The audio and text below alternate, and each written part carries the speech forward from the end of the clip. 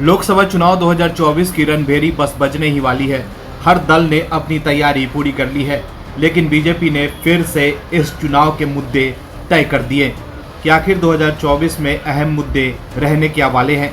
BJP की राजनीतिक रणनीति इसलिए भी मजबूत है कि भले ही विपक्षी पार्टी चुनाव से पहले कितनी ही शोरगुल कर ले, लेकिन चुनाव तो विपक्षी पार्टियों को बीजेपी के पिच पर ही खेलना होगा, जहां उसका जीतना लगभग मुश्किल ही है। क्या है खबर और कैसे बीजेपी ने विपक्ष को जाल में फंसाने की रणनीति तैयार कर ली है, बताते हैं आपको इस रिपोर्ट में। दरअसल विधि आयोग ने समान नागरिक संहिता को लागू करने की सिफारिश कर दी है और इसके लिए सुझाव आमंत्रित किए गए हैं।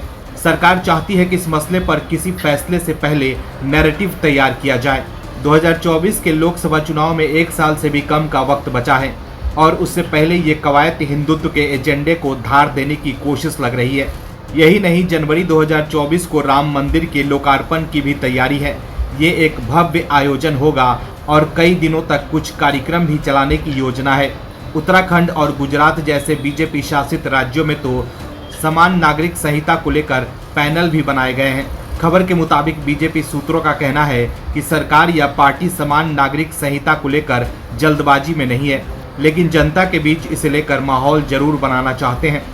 सरकार चाहती है कि अगले कुछ समय में इसे लेकर चर्चा शुरू हो, ताकि जब फैसला लिया जाए तब तक एक बड़ा वर्ग इसके समर्थन में तैयार हो सके। ऐसे में आने वाले कुछ महीनों में समान नागरिक संहिता को लेकर सेमिनार और कॉन्फ्रेंसेस का आयोजन हो सकता है। माना जा रहा है कि बीजेपी विकास के साथ ही हिंदुत्व को भी चुनाव के एजेंडे में रखना चाहती है। जनसंघ के दिनों से ही बीजेपी जम्मू कश्मीर से आर्टिकल 370 हटाने, राम मंदिर निर्माण और समान नागरिक संहिता को लेकर अपने कोर मुद्दे के तौर पर प्रचारित करती रही है। आर्टिकल 370 को 2019 में हटा दिया गया और अदालत के फैसले से राम मंदिर निर्माण भी हो रहा है। ऐसे में अब बारी समान नागरिक संहिता की है, जो 2024 के चुनाव के बाद लागू किया जा सकता है। लेकिन इस मुद्दे पर बीजेपी आने वाले कुछ समय से एक्टिव हो सकती है, ताकि लोगों का समर्थन जुटाया जा सके और 2024 चुनाव को लेकर भी विकास के साथ हिंदुत्व का माहौल बने।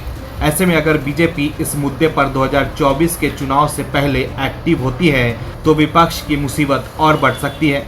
लाख कोशिशों के बाद भी विपक्ष के लिए बीजेपी को रोकना असंभव जैसा हो सकता है, क्योंकि 2024 के जनवरी में राम मंदिर भी बनकर तैयार हो रहा है, जिसको लेकर भी देश में हिंदुत्व का माहौल बनेगा।